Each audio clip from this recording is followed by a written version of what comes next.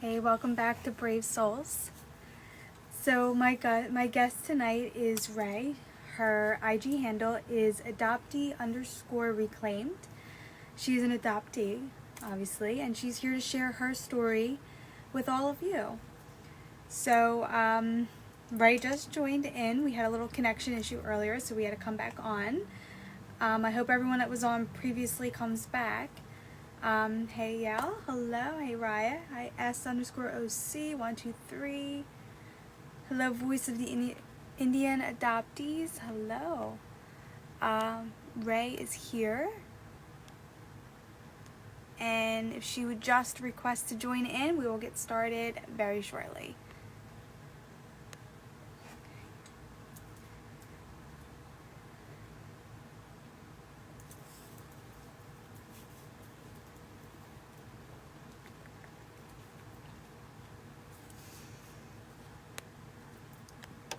Okay, just see the request come in.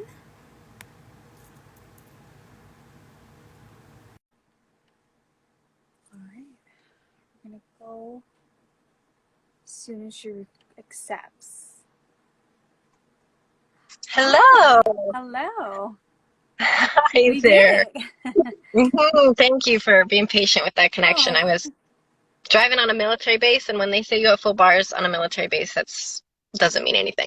oh no, it's okay. It's totally fine. Hi Lisa Springer. Hello. Hey Rachel. Welcome back. Hello. Hello. Hello. Welcome. So I'm gonna give it a few seconds. Wait for more people to hop on, and we'll get started. Awesome. Okay. Hello. Welcome everyone who just joined in. How was your day, Rae?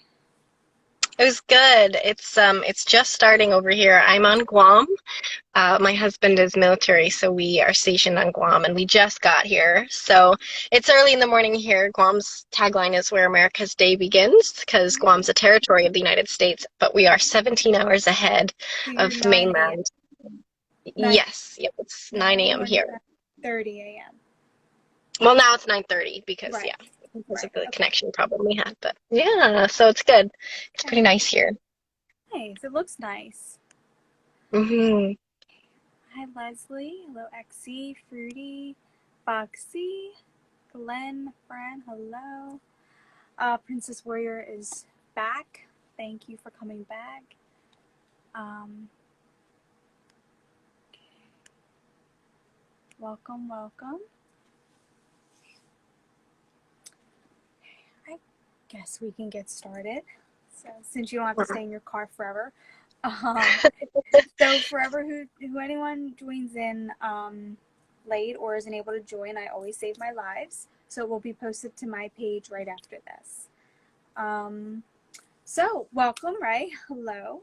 Uh, Hi. thank you for joining me tonight. And um, I'm going to just hop right in and just let's start by sharing your story from the beginning, and we'll go from where you got inspired to become a counselor and a coach.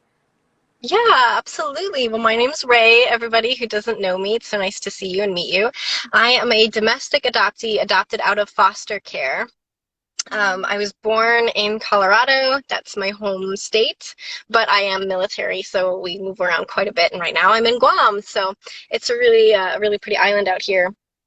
I was the second child of my biological mother. She had one 9 years before me, and she was struggling to keep custody of him her whole life. And she had a lot of different issues going on at that time, a lot of drugs, alcohol, things like that. So when I was born, she immediately lost custody of me, and I went into foster care for a few years, for 3 years to be specific. And I was with one foster family for the entire 3 years, which is kind of unusual, but it was a really turbulent family. There was some police charges, there were some questionable things going on in that home. So eventually they lost custody of me in that foster care situation, and I went to the family that went on to adopt me. That family had been fostering to adopt for a while, and their placements had fallen through, which means that the children were able to go back to be with their families. But of course, that meant that when they got me, they were really anxious to make sure that I could I could stay with them. So I very quickly, my maternal rights, my mother's maternal rights were canceled, and I was up for adoption, and they were able to adopt me. Mm. So it was a good deal for my family. They were able to keep me and raise me. They were a very conservative, traditional family, very, very stable people, very tried and true kinds of people, which Mhm. was hard for me growing up because I was not that way. I was very different in personality and in interests and in my needs. And I was dealing with a lot of reactive attachment disorder problems. I was dealing with a lot of unprocessed trauma, and nobody even knew that it was trauma. We just thought I was depressed or anxious or something, and that wasn't the case. So I didn't really get any help or anybody who talked about being adopted or what that was like or what was going on for years. Probably not until I was 12 or 13 when I was really suffering and really struggling and really acting out. And my adoptive parents sat me down and said, and I'll never forget this, and I'm sure were trying their best, but this is just something you should never say to an adopted child, but they sat me down and they said, you can't seem to be happy here. And if you don't want to be happy here, we can put you back into the system. And they had the phone number out in front of me, and they thought that was the best way to handle that situation, which adoptees who know how abandonment trauma works know that's really the worst thing you could probably do to an adoptee. And it scared me really bad because I had been, whether they realized it or not, trying my absolute best to fit into this family. I had two siblings there. They were their biological children. They were much older than me and have very little in common. There were some situations there that were really inappropriate that I was getting blamed for. And I was just shocked. You know, I was 12 years old and I'm being told that this family is literally going to give up on me because, and their words were, you can't seem to be happy here. And I was so confused because I didn't understand what being happy had to do with it, because everything I wanted to do to be happy, they were like, well, that's not what we do, and that's not interesting, or that's just, I mean, you know, what do you mean you want to go The outside? We're not stories outdoor that people. happen, that's terrible. Yeah, it was just a really unfortunate thing to say. And I want to add too, I mean, they're really great people. They really are trying their best. And I really do think they said that you know, in their mind is like the best thing to say to me. Um, and after a while, they took me to a couple therapists and counselors. I don't know why they didn't try that first, but finally it occurred to them like maybe we should do that. Right. And the therapists and counselors were really nice, but they really weren't adoption informed and they didn't know anything about adoption. So I And went that from makes a huge diagnosis. difference. It does. It really does. It's completely different when you're working with someone who knows how adoption trauma works. Exactly. And those types of counselors are absolutely worth it. Go to them. But a lot of them just gave me anxiety, depression, ADHD, like all these different diagnoses. And I would mention to them, like I somehow, like in the back of my mind, always thought like my adoption might be a big part of this. But for whatever reason, a lot of them just did not ask about that further, or they would just kind of focus on the symptoms of depression and anxiety. So Because they after a while, I probably did get, don't associate his adoption with trauma, that's why. they They just probably assume didn't. it's just all beautiful. Right, which is ironic because it seems pretty traumatic when you think about it objectively. Yeah. But many, many, many counselors still don't know that and don't understand that. So I Yeah. went through that all through high school. My family was very religious, and that was kind of the only thing I seemed to be good at. So I went to a Catholic college. I thought, like, wow, this is how I'll do it. I'll satisfy my family's religious needs, and I'll finally be whoever I was supposed to be in that family. And I can say that I crashed and burned spectacularly there. I mean, I was a straight A student. I double majored. I graduated. I did everything I needed to do. But personally, I lost 10% of my body weight. I made no friends. I was kind of sequestered away in my little room. And when I interacted with people, I was putting on this fake persona that really, really was not me. I was in a relationship with someone, and it was a really bad relationship. And I was equally a part of what made that relationship awful, but this individual was also very emotionally not responsible and very manipulative, very abusive, very, very, very awful in as far as that relationship went. And at one point, he proposed to me, because that was the thing you do in religious colleges, is you go to college and you get engaged. Like that's sort of how a lot of them work. Yeah, so And I noticed. yeah, Yeah. and I didn't have the words for spiritual abuse or religious trauma, but that was what was happening. And it was a very spiritually abusive relationship because he proposed to me in a church. after like prayer, and it was just really weird and very uncomfortable. And I remember he went to a priest and said, like he basically said he's abusing his fiance, his girlfriend, and well, no, he said he's abusing his girlfriend, and the priest told him the response to that should be to propose to me. So that's how he ended up proposing to me, which was a really bad call, if you ask my opinion. But Wait, hold on. I was The priest basically told him. So I won't go into further detail with you if you don't want to talk about it. But your ex-boyfriend was abusing you. Yeah, he was being very emotionally abusive and a bunch of other things as well. So he went to a priest and was basically like, hey, my girl, I told him, I said, tell him that I'm miserable, because I had tried to break up with him multiple times, but he didn't have the emotional maturity and was probably a bit of a narcissist and couldn't accept that reality. And so when he went to a priest, presumably, and told him this, he reported back to me, at least, that the priest said he should propose. So I don't know the details of that conversation, and I can't go into more detail because I don't know that, but Yeah. Okay. that was what he was said to me, what was told to me as justification when I asked him, like, why did you propose to me, even though I had clearly told you I wanted to break up a bunch. But I wasn't claiming my power in that relationship the way I needed to, because I didn't know I had that option. And I was just a mess in a lot of other ways too. So I was not functioning the way I needed to get out of that relationship. But thankfully that engagement got called off very shortly thereafter. I got out of there, and I was days away from graduating, and I sat there and I looked at myself in the mirror and I said, what is wrong with me? Like, what is wrong with me? I'm trying to do everything right, and I am miserable. I am unhappy. I am unhealthy. I am in these relationships with people I literally don't even like, and they're really not nice to me, and my family's not asking the right questions, or I don't know what to tell them when we call if they talk to me. And I felt so lost and so confused and so frustrated, and I had been to so many therapists and so many counselors, and none of them were helping, and I was so confused. I just didn't know where else to go and what else to do. So I don't know what inspired me, but I just for fun started looking into adoption and how does adoption impact someone, and what constitutes like childhood trauma and things like that, because these were words and phrases that had never been said to me, but I had sort of suspected for a long time. Right.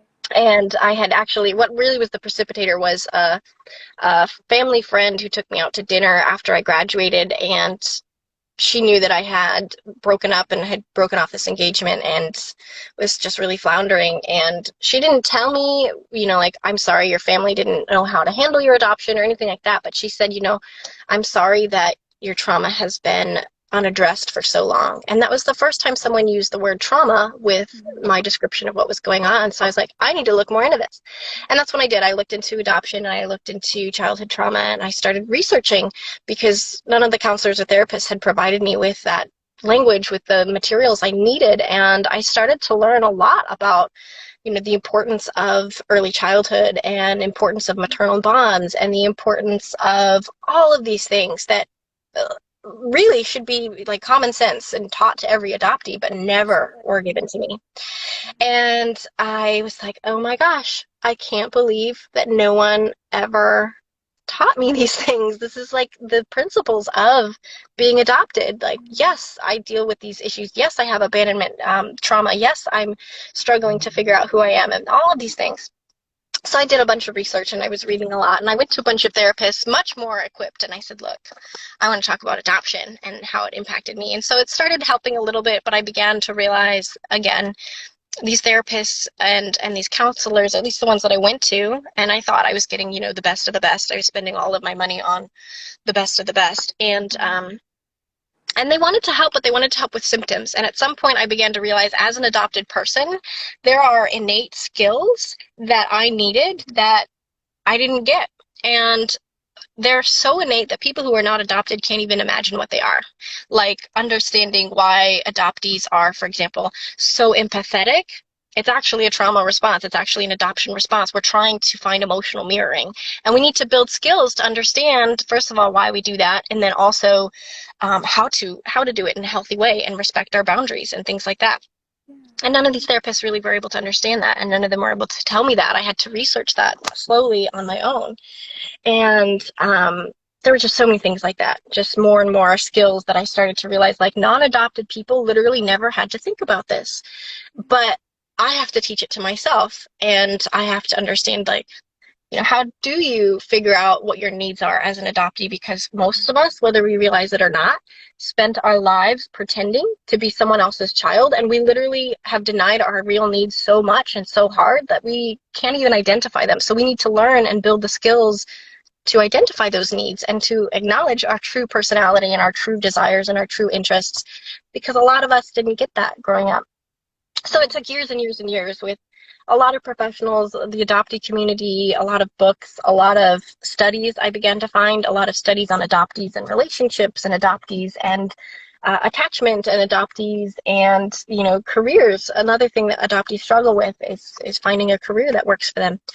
And I was realizing there's a really big gap. There's a big gap that adoptees need support for. And so I decided to use all of those skills and all of the research that I had been doing and all of the information I had found finally in adoptee communities to sort of train myself and learn enough about adoption that I could provide coaching support to other adoptees. So I'm just recently started out now working as an adoptee coach and offering that for other adoptees who want to talk about how adoption impacted them and want to work through navigating the reunion. I just recently entered reunion with my biological family. So for adoptees where that is an option, I think it's crazy that no one comes and offers us support during that time, because that's a very vulnerable time and it's a chaotic time.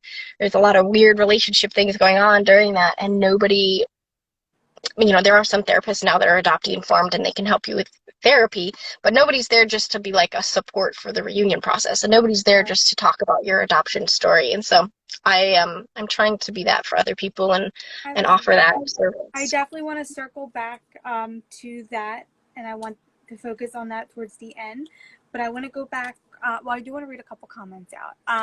So Sure. Brad 1407 said, so frustrating. So many people don't see the trauma side of adoption. Most just want to see a fairy tale. Absolutely, and it's not. It's not a fairy tale. Not all the time, at least. Spiritual abuse is awful. Absolutely. So. But I want to go back to more like your childhood. So you said you had two older brothers, right? Mm-hmm. Yes. Okay. So how was your relationship with them? Like, did they ever make you feel uncomfortable? Or did they ever use the fact that you were a foster kid adopted against you? Or Yeah, I think when I was really little, there may have been a few comments that they made that my parents very quickly nipped in the bud. And they were so much older than me, it's hard to tell if it was just a lack of things in common or if it was related to my adoption, but we just were never very close. And as a whole, I would say that family unit, my adoptive family unit, wasn't very emotionally expressive. And so I mean, as far as relationship with those siblings, I feel like even when I try to talk with them about my life, it's kind of like talking to a complete stranger. And so I would say there's probably no sibling bond, even though I definitely tried. Certainly I would try to send them things, or I remember something about, what they were interested in or what they were about, and I would send it to them and be like, hey, like, I know you do stuff with satellites. Here's this cool satellite news that I found or whatever. And it just sort of was like throwing it at a brick wall. There was just no response, or I don't know. So it was kind of one of those things where after a while you realize, like, my emotional output here is not being reciprocated, and maybe I should just save that for myself. And that's kind of what I'm doing now with my life in the military and moving around and kind of pursuing my own interests. yeah. So when you did you ever stress to your parents like how you were really feeling, or did they provide you at all a safe space to talk, or did they just dismiss it? Yeah, I don't want to rat anyone out, but I remember my whole childhood felt like it was a constant, honestly, a screaming match to be heard. I would desperately be like, my family decided to homeschool me as well. They thought that would help, and I don't know that it helps. It kind of made things worse because it forced us to just be one-on-one, one-on-one, one-on-one, and there was no external input, and it was really unpleasant. But I remember, at least throughout middle school, daily getting into screaming matches with my adoptive mom, desperately being like, please, I need you to understand that I'm feeling something. And she would say, I don't care how you feel, just do what I asked you to do. And that was kind of her rote response, was she thought, and she would use language like this with me. She thought if she didn't use this authoritarian parenting style with me, I would turn into my biological mother, because my biological mother had ADHD and was very difficult to control and had to run away from home when she was like 14 because she was just not getting the support she needed and was feeling, whatever she was feeling, traumatized, overwhelmed, whatever, and she ran And away from she home when said she was that to 14. you, that So you. my adoptive mother would say, I can't send you to school or you'll turn out like your biological mother. Or I don't care how you feel. If you follow your feelings, you'll end up like your biological mother. Like things like that were kind of the attitude in the house. So it wasn't a safe space to process the emotions of being an adoptee. It wasn't a safe space to even admit that adoption was impacting me, because it was really just not, it was like conform or else was kind of the attitude that I got. So Oh, I'm so sorry. yeah. No one Yeah. should be told that. No adopted child should ever be told that. Especially Definitely when not a young. good parenting tactic. I would agree. No, definitely not. So I don't understand why people adopt if they aren't trying to connect emotionally. Totally agree with that. You have to connect with your adopted child, especially something so traumatic. Yes. You're doing awesome, Ray. Sending hugs, and I don't even like to be touched. Oh, that's funny. That's very Thank you. sweet too. My adopted parents would do the same thing. I'm really sorry to hear that. Um, so you started going into your birth family reunion. I want to touch on that a little bit. How Sure. did that start? Like, how did that happen, and how did it go, or how is Yeah. it going? So I had thought about reunion, and I'm going to open a door here because it's, as you may know, Guam is really hot, and Oh, please do. I don't want you I mean, dying on me. it's Okay. boiling in here, so I thought I'd open it up with some air flow. Yeah, so years after I started researching a little bit more about adoption and maternal separation trauma and all of these things, I was hesitant to reach out to my biological mother. And there's a lot of reasons why adoptees are hesitant to reach out. For me personally, I think it was a bit of that fear of abandonment, but also that kind of Mm-hmm. anger at being abandoned, that like you something happened and you signed away your rights for whatever reason, and I don't want to deal with that. But as I got older and I matured and I learned a little bit more about especially how adoption impacts biological mothers and how much trauma is involved in that process, I was like, okay, I don't know. I don't know why she gave me up. So let's give it a shot.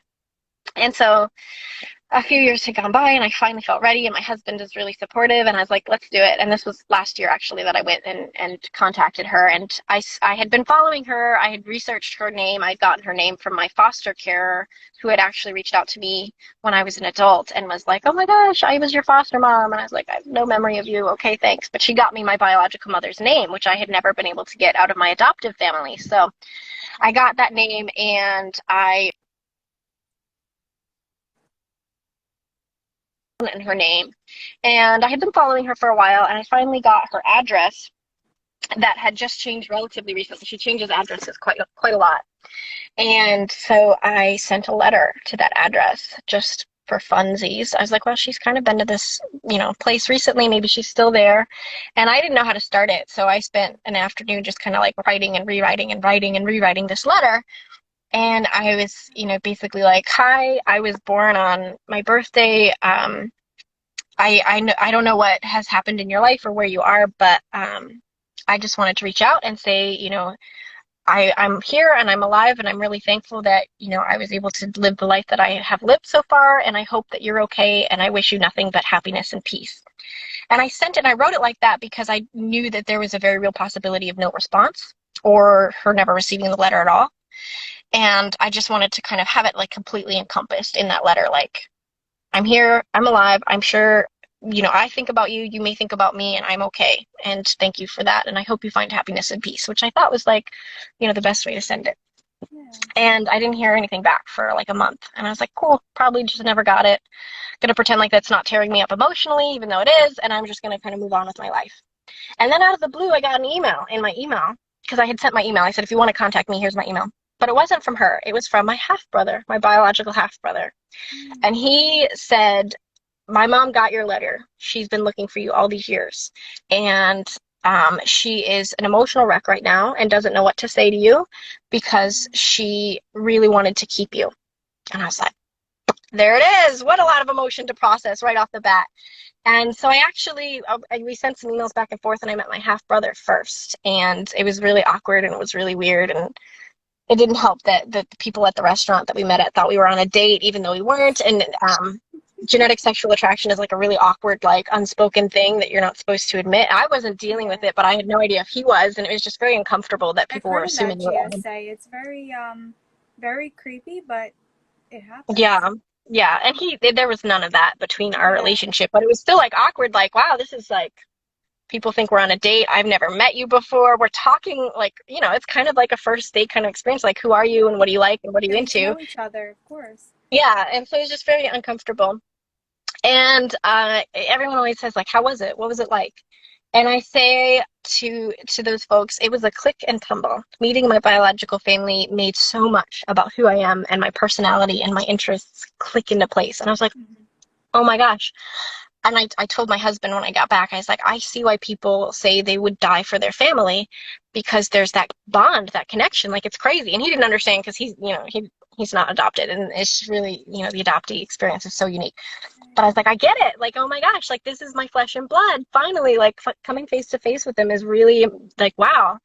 And at the same time, everything about my worldview and who I was and what I stood for also felt like it just went into free fall because they are very different people than the people I was raised with. And they are very different in their value system than the value system I would choose for myself. And it didn't help that I met them like during an election year either. Like, there was a lot of turbulence and like unspoken awkwardness because like I respect their political opinion. It's not my political opinion, and so it was just very, very uncomfortable Yeah. in that regard. And I was like, I don't know how to handle this. But I was glad I met my half brother first because it kind of helped me ease into it. And he was very respectful about the fact that like I needed to form a relationship with my biological mother on my own instead of take his insight for who she is and what she stands for. And that's really amazing that you had that with him. Mm-hmm. Like, he made you feel Yes. that there was no pressure and he was Mm-hmm. understanding. Yeah. Yes. And he was also like, he had been a part of the relinquishment. He was 9 years old when I was relinquished, so he remembers holding me in the hospital. I don't remember him at all. I didn't even know he existed, to be really honest. So he suffered from my adoption too, and he was dealing with some of that trauma when we met. Yeah. So I met my biological mother, and she is a really resilient woman, really incredible, and she very definitely has a lot of ADD or attention deficit disorder because she is really hard to talk to. And part of that's trauma and a lot of emotions and just thoughts are very scattered. But part of that too is just who she is as a person. And it's hard to understand sometimes what she's trying to tell me, or communicating with her hasn't been as easy as I thought it would be. And, that's a reality for a lot of adoptees. Some adoptees don't even speak the same language as their biological family when they go searching. So I can understand that because I felt that way a lot when I'm trying to communicate with her. I just don't know what she's talking about. I don't know what she's trying to express. I'm so I'm an confused. Is she making international a joke? Like, adoptee, so I know. yeah, yeah. And so it's just you can see like she makes the same facial expressions, or she has some of the same interests, or some of the same taste in food or music, and you're like, wow, we're like the same. But also, I have no idea what you're talking about. I'm really confused. You have a different value system than me. You have a different worldview than me. Not that it's a bad thing. It's just like now I need to grapple with that in my own world and in my own thoughts and in my own life. And it's so much. It's just so much. Every biological reunion is a lot. And I'm glad that I just took it slow and met one person at a time, and had done not just a lot of research, but also a lot of expectation management before I met them, because it helped a lot. And That's so important, though, what you just said. You took it slow, and that's the most important thing is you have yes, to take anything with your adoption, like reunion, your healing journey, any adoptee fog, anything at your own pace. Because something like this just absolutely. cannot be forced. It's already traumatic enough Right. that it being forced when you're not ready can cause more trauma. Yes, I always remind my clients who are working with me on reunion, I say trauma is what happens when something happens that's so intense, it overwhelms your ability to cope. And if you enter your reunion fast and hard and excited and like, oh, let's be best friends, tell me everything about you, whether you realize it or not, you will create a kind of a traumatic divide because it's too much emotion for someone to kind of process. And I dealt with that with my biological mother a little bit too, because she relinquished me as an adult, right? She had full memory of everything that went on. She knows what it was like to be abandoned when she was pregnant with me. She knows what it was like to have her family say, see ya, here's $6,000, just go get an abortion, and to deal with like all of that trauma as a young woman. I mean, she was about my age now. And so she had a lot of trauma just trying to talk to me. And at one point during our second or third meeting, I finally asked her, I said, I've always been curious, like, what happened? How did you end up relinquishing me? And it was very uncomfortable because she began to bawl her eyes out and cry, and she could barely compose herself. And we're in a restaurant, and I'm like, oh, sorry, everyone. Like, I didn't know this question was going to get this response exactly. I kind of knew it was going to be tender, but I didn't know she was going to, need 20 minutes to cry about it. Yeah. And she sort of like composed herself together, and I could suddenly see like my relinquishment to her had been this horrifying, life-altering experience. And she's told me many times since then, like, ever since I relinquished you, knowing that I couldn't keep you, I've held myself back in my own life, and I've held my own desires back and my own wishes, and I felt paralyzed. I've been scared to do anything because I feel like I failed as a mother, as a person, as a woman, having to relinquish you. And I was like, wow, like I kind of knew that was some of the adoption trauma, but I didn't like know until you articulated it to me just how much it has impacted you. And she said, since even just knowing you, when I got your letter, I felt like I could finally live again, because she had been frozen in this trauma state. And she's my biological mother. She's a very amazing woman. She went to therapy. She's been doing the work since relinquishing me. Like, she's not just floating around trying to pretend it didn't happen like some biological mothers need to do. I mean, she's been trying to unpack this, but it took actually getting to hear from me and know that I was alive and reconnect with me for her to really breathe again. Like her closure too. It was a big closure for her. Yeah. So we're now entering a stage, and reunion comes in a lot of stages, and they're not linear. I want to remind every adoptee they're never linear.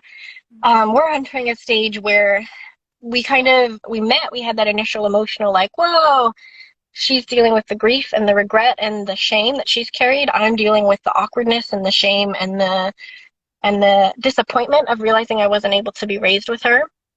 And now we're also at that stage of reunion where she wants to figure out how to, like, where do you go from here? Because we don't have a parent-child relationship. We weren't able to. And so we had to meet as adults, and it's very awkward to try and figure out how to kind of navigate that, because the relational roles are not the way they should be. They're not ordered, normally, naturally. And so we have to kind of recreate that and figure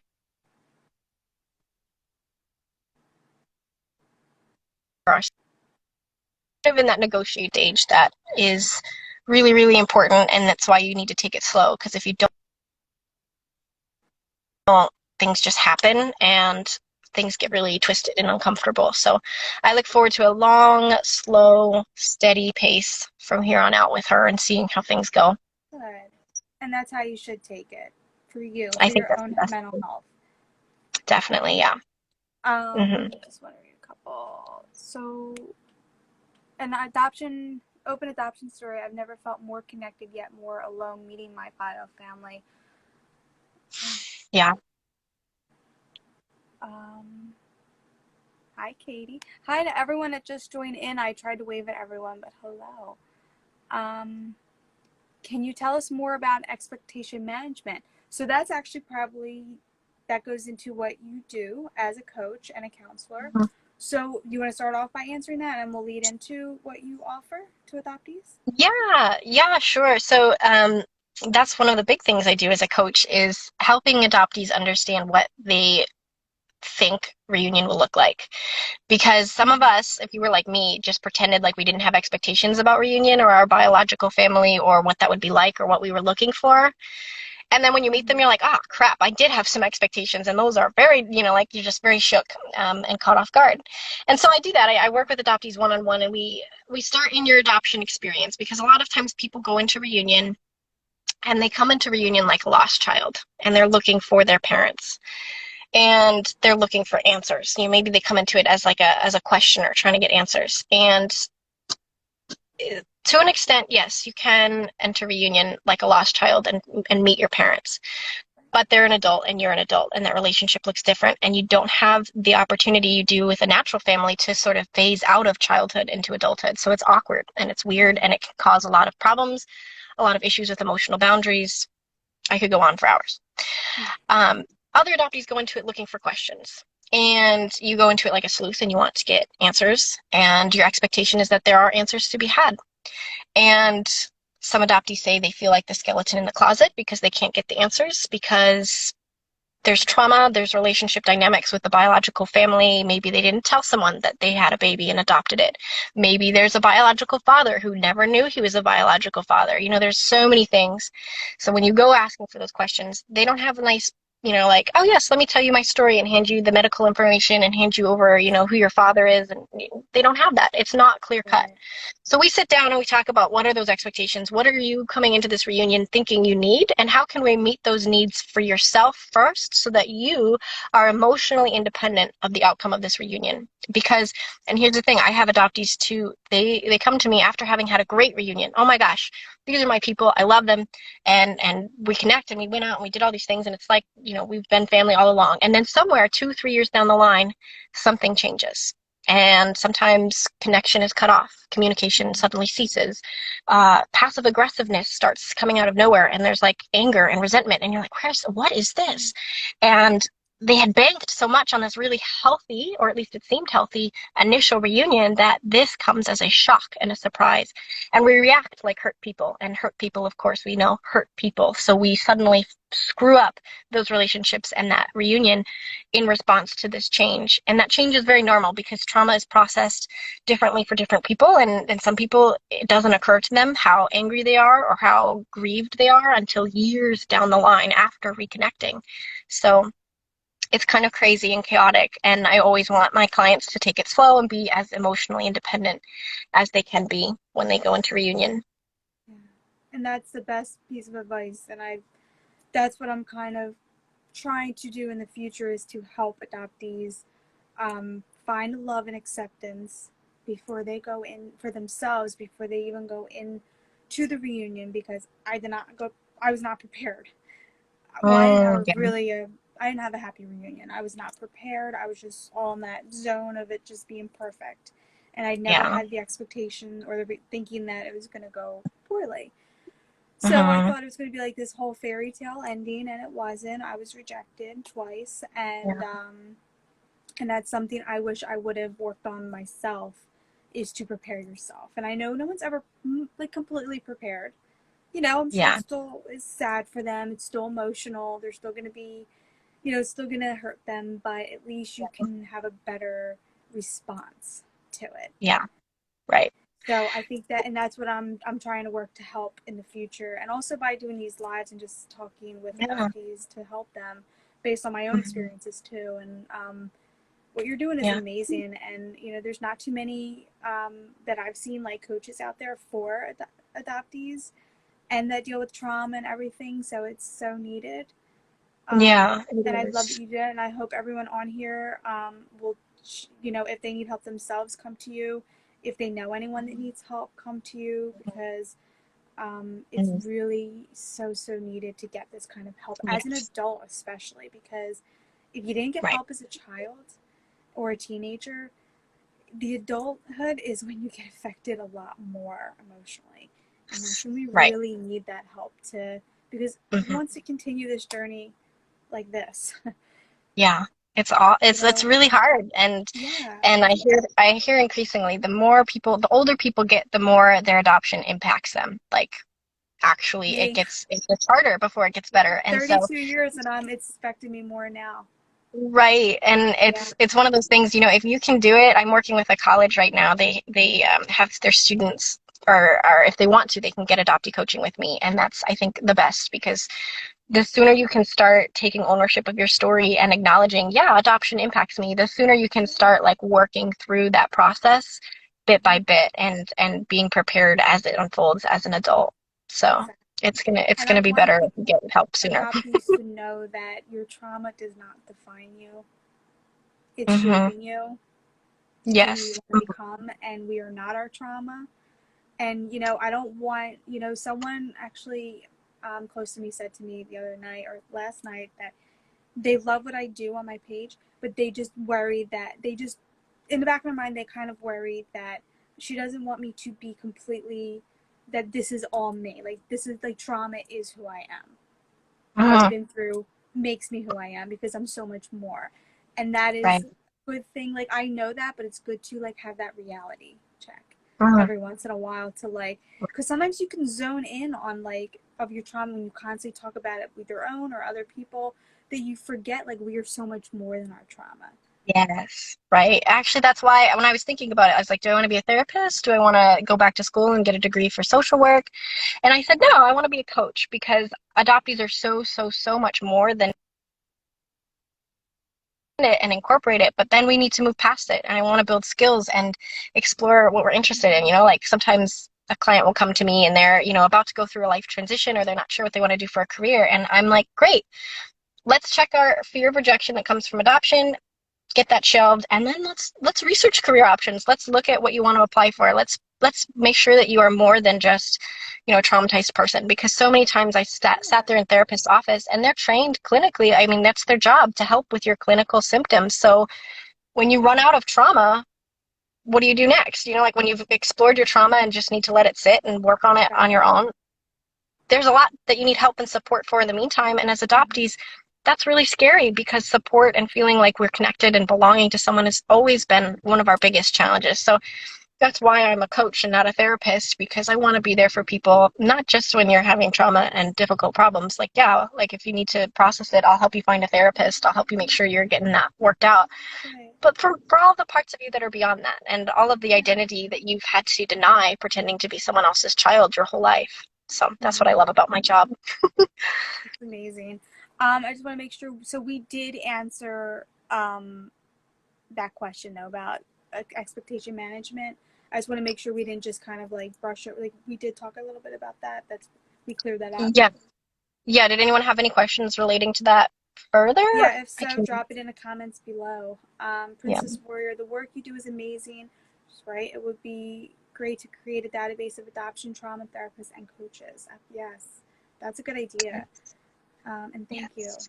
Um, so is it while we're wrapping up, because I know you're in your car, it's hot. So is there anything that we didn't touch on or that you want to share?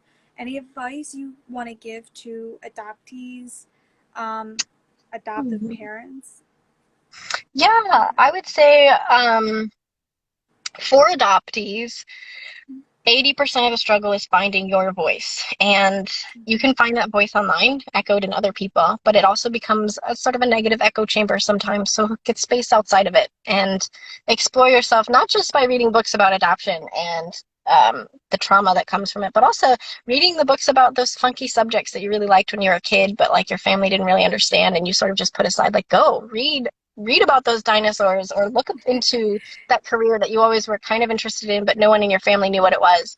And live that life for yourself, because that's half of the battle as an adoptee, is reclaiming yourself. That's why my tag is adoptee reclaimed, because Yeah, it's not about undoing that trauma. That trauma is there. You accept it, you acknowledge it, you incorporate it. It's about, putting that to rest so that you can reclaim yourself. And that's, I think, the hardest part. I love that. And then you said you have advice for some adoptive parents. Yeah, so for adoptive parents, this is going to sound, you probably hear this in a lot of accounts, and it's true. You You are can coming never from a say too position, much, but you can never say it too much. Adoptive parents come from the place of privilege, because in the dynamic of adoption, the person who has the most power usually is you, and you need to use that power to honor the birth mother and give her her power back, because she's probably had it taken from her if she's relinquishing her child. And then you need to also make sure that your adoptee is empowered, not through your words to speak their story, but in their own words, and give them that vocabulary and encourage that emotional expression, because it might seem excessive to you. My mother would always say that. She's like, I don't get why you're so upset all the time. You just need to stop being so angry all the time. And I was like, I'm angry because no one's listening to me. I'm angry because I have no control. I'm angry right. because no one understands. I don't have the words. I can't express. If your adoptee is acting out and you're like, oh gosh, I just need them to not behave like that. Like, just do what I ask you to do. Just don't do that. they're processing trauma however they need to process that trauma, and give them the platform to do that. If they want to be angry, if they need to be upset, say, okay, you're angry right now, and acknowledge that and just validate that experience for them and encourage them to find that camaraderie with other adoptees, because as much as you want to believe it, they are not and never will be 100% your child. They are always going to be someone else's child that you raised, and you need to give them that platform to really pursue themselves in ways that you will never expect. And that's what will really give them that freedom. And that's what will make sure that you are being responsible to them with the power that you have. Well, I've had a lot of adoptees give advice for adoptive parents, and they've all been incredible advice. But yours is so on the nail. Oh, thanks. Like, really, like, I've never heard that advice before. And that's really true. And I love that. Thank you. So, oh, you're welcome at Open Adoption Story. Thank you so much for everyone joining in tonight, and for those who came back on. Thank Yeah. you. And like I said, this video is going to be posted after for anyone who wants to rewatch it, share it, who wasn't able to come on tonight, or if you want to go back and watch it, or me. So, Yeah. but thank you so much. Please go follow Rae at adoptee_reclaimed. And if you know anyone that needs help with family reunions, she is your girl. Thank you so much for joining tonight. Yeah. Thank you. I'll be in touch. Absolutely. Okay, bye everyone. Bye, everyone. Bye.